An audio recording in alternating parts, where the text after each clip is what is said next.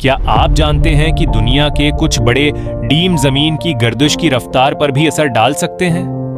ये सुनने में नाकाबिल यकीन लगता है, लेकिन साइंस के मुताबिक जब किसी बड़े डीम में अरबों टन पानी जमा होता है तो जमीन पर वजन की तकसीम मामूली सी बदल जाती है। इस वजह से जमीन की गर्दिश में इंतहाई मामूली फर्क आ सकता है। हाथी के दिन की लंबाई माइक्रो सेकंड यानी 1 सेकंड के लाखवें हिस्से के बराबर बढ़ सकती है।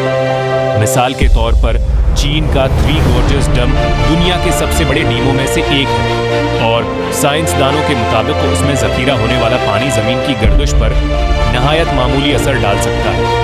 घबराने की जरूरत नहीं, ये तब्दीली इतनी छोटी है कि इंसान उसे कभी महसूस नहीं कर सकता। तो अगली बार जब आप किसी बड़े डीम के बारे में सुने, याद रखें कि वो सिर्फ बजली ही नहीं बना, बल्कि इंतहाई मामूली हद तक जमीन की गर्दिश पर भी असर डाल